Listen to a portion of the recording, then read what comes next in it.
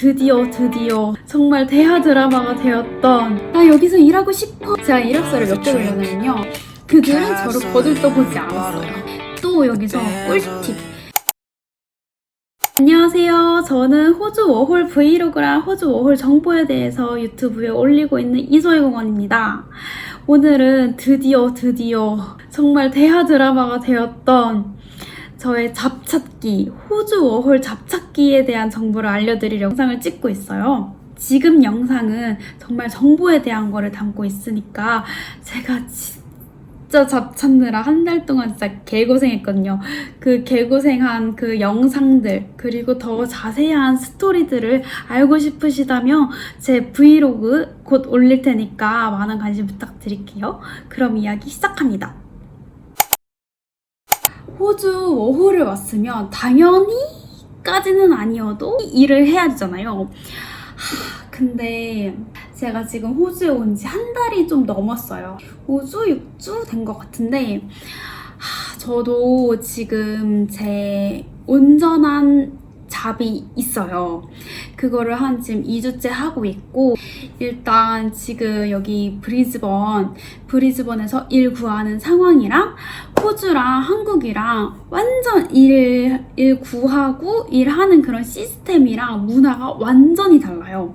그래서 이거를 처음에 모르고 하면은 되게 어렵고 막 당황스러운 경우도 많고, 그래서 제가 거의 총정리해서 호주에서 잡 찾는 방법에 대해서 설명을 드리려고 해요. 먼저 간략하게 제 상황에 대해서 설명을 드릴게요. 한 3주 정도 된 후에서야 제대로 된 일을 잡을 수 있었어요. 근데 그동안 진짜 너무 힘들었어요. 진짜로 너무 스트레스 받고 심적으로도 힘들고 체력적으로 힘들고, 왜냐면은 한국에서 돈을 어느 정도 모으고 가져오잖아요. 근데 지금 집값이 너무 비싸고 식비도 엄청 비싸고 해가지고 생각보다 지출이 되게 커요. 그리고 생각지 못했던 여러 변수들이 생길 수 있기 때문에 한국에서 벌어놓은 돈을 계속 이렇게 깎아서 쓰고 있었던 거죠. 그래서 저는 1, 2주만 쉬고 놀다가 바로 일을 구하고 바로 일을 시작할 예정이었는데, 그게 계속 늦춰지니까 심적으로 되게 많이 힘들었어요. 그리고 제가 지금 일하고 있는 곳은 오지잡과 한인잡의 사이인 곳에서 일을 하고 있어요. 저도 진짜 오지잡에서 일을 하고 싶었어요. 저도 처음에 한 일주일 쉬고 일주일도 안 쉬었어요. 목요일에 도착해서 그 주 일요일에 이력서를 쓰기 시작해서 그 주 일요일부터 이제 이력서를 돌리고 했거든요. 근데 이력서를 돌리고 1주, 2주 계속 오지잡만 저는 돌렸어요. 근데 연락이 안 오는 거예요. 제가 한국에서 알바 경험이 진짜 엄청 많아요. 그런데도 연락을 받은 곳이 없었어요. 제가 영어를 아예 못하는 것도 아닌데 인터뷰 기회조차 오지 않았어요. 일단 차근차근 설명해드리도록 하겠습니다. 첫 번째, 제일 중요한 거. 일을 구하려면은 이력서를 써야 됩니다. 여기 제 이력서예요. 다 블러 처리를 했고요. 이 이력서 양식 같은 경우엔 구글에 찾아보면 되게 이력서 양식이 많아요. 그리고 제가 조금 이따 알려드릴 온라인에서 일 구하는 사이트에 들어가도 이력서 양식을 찾을 수 있어요. 그리고 한국인 분들이 블로그나 뭐 티스토리나 되게 정리를 잘 해놓으셨기 때문에 그거를 참고해서 써도 되고, 보시면 맨 위에 이름이 들어가고 주소, 이 주소도 솔직히 그렇게 상세하게 쓸 필요는 없어요. 몇 도 이렇게까지 쓸 필요는 없고, 그냥 내가 어디쯤에 산다, 그래서 나는 이 직장이랑 거리가 이 정도다, 걸어서 갈 수 있냐, 뭐 버스를 타고 가야 되냐, 그런 거를 알려주기 위해서 주소를 쓰는 거고요. 두 번째, 컨택트 정보는 무조건 들어가야겠죠. 전화번호랑 메일을 쓰는데 호주에서는 지메일을 많이 사용해서 지메일을 쓰는 거를 저는 추천드릴게요. 세 번째, 저는 인트로덕션을 썼어요. 호주에는 이력서가 있고 커버레터라는 게 있어요. 근데 커버레터라는 것은 정말 편지 형식으로 쓰는 거예요. 나는 이런 사람이고 나는 이렇기 때문에 여기서 일하고 싶어. 내가 일하게 된다면 나는 어떻게 할 거고, 그런 정말 나 여기서 일하고 싶어 하는 그런 편지예요. 레터를 쓰는 거예요. 보통 온라인으로 지원을 할 때는 커버레터를 같이 첨부하는 경우가 굉장히 많아요. 그래서 커버레터도 저는 꼭 준비를 하라고 말씀드리고 싶고요. 그리고 이력서를 돌릴 때 온라인으로 넣는 것도 있고, 직접 발로 뛰는 방법이 있어요. 직접 발로 뛸 때는 커버레터를 그렇게 요구하지 않았어요. 제가 직접 발로 뛸 때 제가 이력서를 몇 개 돌렸냐면요. 한 달 동안 거의 100개는, 한 달이 아니야. 2주? 3주 동안 100개는 돌렸을 거예요. 인터넷이랑 직접 발로 뛴 거 포함해서 100개는 돌렸을 텐데, 직접 발로 뛴 것만 50개는 될 수도 있어요. 근데 그렇게 발로 뛰면서 이력서를 낼 때 커버레터를 요구하는 것은, 요구까지는 아니고 너 혹시 커버레터는 없어? 라고 물어봤던 곳은 딱 한 곳이었어요. 그래서 그렇게 발로 뛸 때는 이력서에 인트로덕션을 쓰는 게 굉장히 중요하다고 저는 생각을 해요. 그래서 저는 인트로덕션에 뭘 썼냐? 일단 제가 구하는 저를 소개하는 거잖아요. 그래서 나는 이런 형태의 잡을 구하고 있어. 예를 들어서 풀타임, 파트타임, 캐주얼, 어느 형태나 나는 상관없어. 나는 형태의 잡을 구하고 있고, 뭐 바리스타를 원하시면은 나는 뭐 이런저런 곳에서 많은 경력이 있는 뭐 바리스타야. 아니면 나는 뭐 웨이트리스 경력이 있어. 그런 거를 간략하게 쓰는 거예요. 나는 이런 많은 경험이 있고, 나는 어떤 사람이고, 내가 일하게 된다면 어떻게 할 거야. 그거를 한 몇 문장으로 정리를 하는 거예요. 그렇게 짧게 인트로덕션을 하고, 그 다음에 진짜 워홀러들이라면 제일 중요한 게 저는 이거라고 생각을 해요. available이랑 비자 상태. available이 뭐냐? 이용 가능한이라는 뜻이잖아요. 실제로 직접 이력서를 돌리다 보면 available이라는 단어를 굉장히 많이 듣게 될 거예요. 처음에 저는 available이 무슨 뜻이지? 그래서 뭔 말이야? 제가 그랬어요. 진짜 available이 무슨 뜻인지 모르겠는 거예요. 이용 가능한? 뭐로 available 하다는 거지? 알고 보니까 너 언제 일할 수 있어? 너 언제 시간 돼? 이런 뜻이더라고요. 그래서 나는 이때 시간이 가능해. 그래서 저희 available을 꼭 써야 되고, 그 다음에 비자 상태. 학생 비자는 지금은 코로나 때문에 일할 수 있는 시간 제한이 없지만, 저희 나라는 1월을 기준으로 모든 법률이나 그런 게 많이 바뀌잖아요. 근데 호주는 6월인가 7월을 기준으로 그게 바뀌어요. 그래서 아마 6월부터는 제한이 다시 생길 거라고 해요. 그래서 내가 학생 비자인지 워킹홀리데이 비자인지 써줘야 되고, 또 워킹홀리데이 비자나 학생 비자를 쓸 때 expire day, 그 만료 일자를 꼭 써줘야 돼요. 언제 만료되는지 이것도 굉장히 많이 물어봐요. 그리고 사진은 솔직히 안 넣어도 돼요. 안 넣어도 되는데, 저도 여기 찾아본 결과 호주에서 호스피탈리티 잡이나 리테일 잡, 호스피탈리티가 뭐냐면, 저도 여기서 거의 생소하게 처음 듣는 단어였는데, 레스토랑이나 카페에서 일하는 그런 사람들을 호스피탈리티 직업이라고 해요. 그리고 옷가게나 어디 판매하는 곳에서 일하는 걸 리테일 잡이라고 하거든요. 그런 거 할 때는 솔직히 얼굴을 보게 되잖아요. 그래서 얼굴을 넣는 게 오히려 좋은 인상을 남길 수 있다. 그리고 저는 skills and personal qualities를 썼어요. 그러니까 나는 제가 할 수 있는 거, 바리스타 도전하시는 분들은 라떼 아트 할 수 있어. 나 커피 만들 수 있어. 그리고 웨이트리스 하는 사람들은 나 서빙 할 수 있어. 나는 캐시 다룰 수 있어. 그리고 캐시 핸들링이라고 하거든요. 캐시 다룰 수 있어. 이런 몇몇 키워드 같은 제 스킬들을 써주는 거예요. 그리고 저에 대해서 쓰는 거죠. 나는 또 이런 사람이고, 이런 성격을 가졌고, 나의 장점은 뭐고, 하여튼 그런 거를 쓰는 거예요. 저의 장점들을 어필할 수 있는. 그리고 그 밑엔 경력들이에요. 이것도 정말 할 말이 많은데, 다 한국 경력들밖에 없잖아요. 처음 호주에 오면 그건 당연한 거잖아요.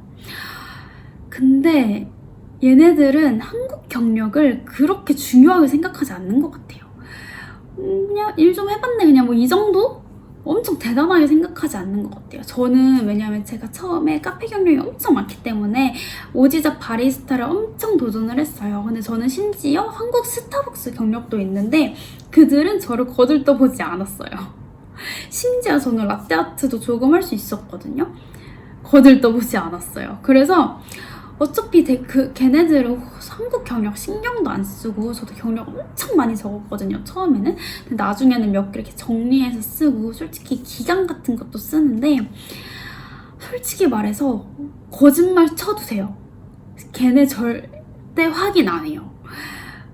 근데 만약에 뭐 엄청나게 큰 회사다 그러면은 그래도 한국 경력까지는 확인 안 할 것 같아요. 그래서 보통 한국 경력은 뭐 레스토랑을 지원하냐 뭐 카페를 지원하냐 뭐 리테일샵을 지원하냐에 따라서 그 직종에 따라서 모든 사람들이 그 한국 경력은 다 조작을 하는 것 같아요.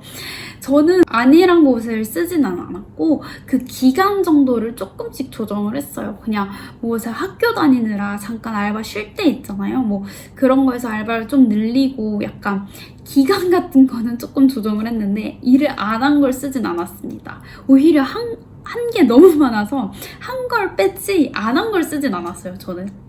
뭐 몇 가지 용어를 알려드릴게요. 카페에서 일을 하고 싶다 그러면 나는 바리스타 경력이 있다라고 써야 되고요. 그리고 또 많이 쓰는 게 올라운더. 나는 뭐 캐시도 하고 뭐 바도 하고 서빙도 하고 막 요리도 하고 막 이것저것 다 하는 걸 올라운더라고 하거든요.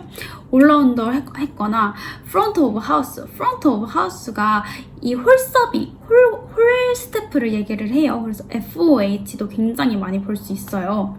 또 굉장히 중요한 건 호주는 저희는 이력서를 쓸 때 옛날 것부터 쓰잖아요. 호주는 반대입니다. 최근 것부터 위에서 써야 돼요. 에듀케이션 란을 처음에 저는 썼거든요. 근데 필요 없는 것 같아요. 에듀케이션 란은 진짜 걔네들이 신경을 안 써요. 제가 뭐 서울대를 나왔고 뭐 예를 들어서 뭐 말도 안 되는 뭐 동작구라고 치면 동작대를 나왔다고 해요. 걔네들이 몰라요. 그 대학교가 있는지 걔네들이 다 찾아볼까요? 저는 그렇게 생각하지 않거든요. 큰 회사를 지원할 때는 물론 볼 수 있겠죠. 근데 뭐 주위에 어디 뭐 식당 하는데 찾아볼 수 있겠지만 그렇게 신경 쓰지 않을 거예요. 학력에 대해서 얘네들은 그렇게 별로 신경 안 쓰거든요. 그러니까 저는 처음에 에듀케이션 란을 썼는데 뺐어요. 그리고 에듀케이션도 똑같이 커리어처럼 만약에 쓰신다면은 시간 역순으로 쓰면 됩니다. 그리고 저는 맨 밑에 certification이라고 있어요. 자격증이죠. 그러니까 내가 어떤 자격증이 있는지를 쓰는 게 저는 좀 중요하다고 생각을 해요. 만약에 뭐 바리스타를 할 거면 나 바리스타 자격증이 있어. 바리스타 자격증 쓰든가 뭐 포크리프트인가 뭐 많이들 하시는 게 있는데 그 자격증 있어? 그럼 그 자격증 쓰든가. 호주에서 레스토랑이나 뭐 음식점 같은 말인데 하여튼 일할 때 제일 중요한 게 뭔지 아세요? RS예요, 여러분. 호주는 가게에서 술을 팔잖아요. 그러면은 그 술 파는 모든 사람들이 RSA 자격증을 가지고 있어야 돼요. 정말 술 팔 수 있도록 하는 자격증인 거예요. 이게 인터넷에 네이버 블로그 찾아보시면 어떻게 따는지 상세하게 나와 있고요. 심지어 그 문제 족보도 다 나와 있어요. 인터넷으로 보는 시험이고요. 사이트 들어가면은 한 18불 정도 했던 것 같아요. 굉장히 싸죠. 그리고 각 잡고 하면은 2-3시간이면 충분히 딸 수 있습니다. 뭐 스피킹 테스트 이런 것도 있는데 질의응답 테스트 그런 것도 다 족보가 있습니다. 저는 거의 이력서 돌리기 시작하기 전에 그냥 아예 RSA를 따놓는 것을 강력히 추천드려요. 진짜로. 여기까지 이력서 설명이고요. 두 번째로는 호주의 잡 형태에 대해서 말씀드릴게요. 이거는 진짜 꼭 알고 계셔야 된다고 생각을 해요. 먼저 풀타임 있고요. 파트타임 있어요. 그리고 호주는 특이하게 캐주얼이라는 잡이 있어요. 풀타임은 말 그대로 풀타임, 뭐 연차 있고 뭐 식리브라고 아플 때 쓸 수 있는 그런 휴가 있고 파트타임 잡까지도 연차 있고 식리브 있어요. 다 유급 휴가인 거죠. 근데 캐주얼이 뭐냐? 캐주얼은 연차나 휴가, 식리브 이런 거 없어요. 그러니까 풀타임이랑 파트타임 잡은 보장을 해주는 거예요. 너는 풀타임은 뭐 하루에 8시간 근무를 한다 예를 들어서. 근데 파트타임은 너는 월수 2시간에서 2시간까지 일해. 너는 고정적으로 2시간에서 2시간까지 일하는 거야 라고 약속을 하는 거예요. 먼저 파트타임과 캐주얼의 가장 큰 차이점은 뭐냐? 시급이에요. 파트타임이 캐주얼보다 시급이 낮습니다. 이 이유는 캐주얼은 시간을 보장받지 못하는 직업 형태예요. 반면에 파트타임은 시간을 보장받아요. 매장이 한가하든 바쁘든 저는 딱 약속된 시간만큼 일하고 가면 되는 거예요. 근데 캐주얼은 만약에 제가 출근을 했어요. 근데 매장이 한가해. 그러면은 제가 30분을 일했든 1시간을 일했든 오늘 매장 한가하니까 너 퇴근해. 그럼 퇴근해야 돼요. 캐주얼은 시프트, 여기는 시프트라는 게 있어요. 시프트는 한국의 스케줄 같은 거예요. 로스터가 올라오는데 그게 스케줄 표라고 보시면 되는 거예요. 그래서 제 시프트가 매일 바뀌어요. 어느 날에는 4시에 가고 어느 날에는 아침 9시에 가고 어느 날에는 하루에 가서 4시간 일하고 어느 날에는 하루에 가서 10시간 일하고 그리고 이번 주에는 화수 쉬었는데 다음 주에는 한 주도 못 쉴 수도 있고 어느 날은 일주일 내내 쉴 수도 있고 정말 이런 게 캐주얼이에요. 매장이 한가하면 너 가. 그러면 가는 거예요. 그래서 불안정하니까 그래서 시급이 더 높은 거예요. 파트타임보다. 시간을 보장받되 시급이 낮을 것이냐 시간을 보장 못 받는데 시급이 높을 것이냐 이게 캐주얼이 시급이 높다고 다 좋지가 않아요. 제가 잠깐 일했던 곳이 있었는데요. 저는 집값이 너무 비싸고 여기 호주 물가도 좀 있고 또 무엇보다 어학원비를 모아야 되기 때문에 돈이 굉장히 많이 필요해요. 그래서 제가 캐주얼 시급으로 계산을 때려봤을 때 그래도 주에 30시간 이상은 일을 해야 된단 말이에요. 근데 면접을 볼 때는 너 50시간, 60시간도 일할 수 있어? 그러는 거예요. 저는 무조건 시프트 많을수록 좋다라고 얘기를 했는데 일주일에 10시간밖에 시프트를 안 주는 거예요. 그리고 매장이 한가하면 저는 집에 가야 돼요. 반면에 제가 파트타임 잡을 구하려고 하면은 시급이 굉장히 낮으니까 주에 한 40시간은 일을 해야지 제가 예상한 만큼 벌 수가 있는 거예요.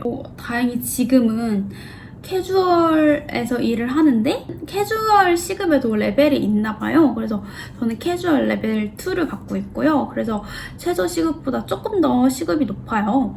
그리고 다행히 매니저님이 시간을 보장해주겠다고 얘기를 했어요. 최소 이 정도 이상은 일할 거다 라고 얘기를 해주셨기 때문에 저는 조금 마음 놓고 일을 하고 있고 그래서 제가 진짜로 추천드리는 것은 캐주얼 잡이 돼 시간을 보장해주는 곳에서 일하는 것을 추천드려요. 그러면은 높은 캐주얼 시급도 받을 수 있고 시간도 보장받을 수 있고 그리고 세 번째는 호주는 또 임금이 또 굉장히 복잡해요. 그리고 제일 중요한 거 호주는 주급제예요. 모든 게 다 주로 돌아가요. 렌트비도 주로 내고요. 임금도 주로 받고요. 근데 이제 주급을 받을 때 페이슬립이라는 게 와요. 그거를 딱 보면은 굉장히 상세하게 들어가 있어요. 일단 굉장히 개꿀인 게 뭐냐면요. 여기는 평일 시급이랑 주말 시급이 달라요. 주말 시급이 평일 시급의 1.25배에서 1.5배? 이것도 굉장히 복잡해요. 말하는 사람마다 다르고 그리고 뭐 10시 이후 시간, 뭐 12시 이후의 시급 뭐 1.5배나 뭐 1. 몇 배가 들어가고 공휴일에는 근데 호주가 공휴일이 별로 없다는 게 단점이긴 한데 공휴일에는 2배? 아니 그 이상을 벌어요. 캐주얼에 26불이에요 시급이. 근데 공휴일이라면 시간당 52불인 거예요. 또 여기서 추가로 설명을 드리자면 페이슬립을 보시면 워홀러들 세금 냅니다 여러분. 세금 15%나 떼요. 굉장히 많이 떼죠. 15%를 떼가고 여기는 또 연금이라는 게 있어요. 워홀러들도 신청할 수 있고 신청하는 건 공짜예요. 연금 계좌를 만드는 건데 그거 공짜거든요. 금방 만들어요. 일구하기 전에 얘가 진짜 길어지는데 진짜 복잡하죠. 일구하기. TFN 번호라는 걸 무조건 신청을 해야 돼요. 텍스 파일 넘버가 꼭 필요하고요. 계좌 무조건 있어야죠. 돈 받아야 되니까. 오시자마자 계좌 개설하시고요. TFN은 호주에 있어야지만 신청이 가능해요. 그래서 TFN 같은 경우는 저는 호주 도착하는 날 무조건 신청을 하라고 권유해드려요. 진짜 무조건 최대한 빠르게 하라고 저는 말씀을 드리고 싶어요. 왜냐면은 호주랑 한국은 다릅니다. 한국처럼 모든 게 빠른 나라는 없어요. 여기는 TFN 번호로 신청을 하면은 그거를 메일로 받아야 돼요. 아, 메일이 아니라 우편으로 받아야 돼요. 우편으로. 근데 그게 시간이 열흘 정도 걸린다고 해요. 우편으로. 근데 그게 번호가 9자리 그냥 번호거든요. 여기서 썰이 있는데 간혹가다 TFN 메일을 우편을 못 받는 사람들이 있다고 해요. 왠지 모르겠어요. 가끔가다 안 오는 경우가 있다고 해요. 근데 제가 그 글을 블로그에서 많이 봤으니까 가끔가다가 아니라 꽤 자주 있는 것 같아요. 그 사람이 저예요. 제가 TFN을 신청한 지 열흘 2주가 됐는데도 우편이 안 오는 거예요. 지금까지 안 왔어요. 그냥 안 온 것 같아요. 그래가지고 찾는 방법이 TFN 신청할 때 무슨 또 번호 같은 거를 줘요. ATO Receive인가? 무슨 번호 같은 거를 꼭 적어놔야 돼요, 여러분. 그걸 알고 있으면 그 TFN 하는 그 곳의 홈페이지에 전화를 하면은 알려줘요. 근데 40분 기다렸어요. 40분 기다렸고 전화로 얘기해야 돼요. 호주 악센트 엄청 센데 특히 전화로 하면 더 못 알아들어. 진짜 그 번호가 있어야지 방금 앞서 말해드렸던 연금을 신청할 수 있어요. 연금 계좌를. 그래서 TFN 번호 꼭 해두시고, 연금은 세금은 나라에서 떼고 연금은 회사에서 또 따로 얼마 정도 챙겨줘요. 그 비중에 대해서는 저는 잘 모르겠지만 회사에서 따로 챙겨주고요. 그게 아마 1년인가 지나서 잘 모르겠는데 한국 돌아가서도 연금 받을 수 있고요. 또 여기서 꿀팁, 세금을 15%나 뗀다고 했잖아요. 근데 돌려받을 수 있습니다. 5월인가 6월에 한국에도 세금 환급이 있잖아요. 알바할 때 세금 떼이면 환급해주잖아요. 여기도 그런 게 있어요. 그래가지고 그때 세금 환급 신청하시면 됩니다. 워홀러들도 가능해요. 지금까지 말이 너무 길어져서 인터넷에 뵐게요. You come to save me from distress. Stay the week, distract me from my problems. The war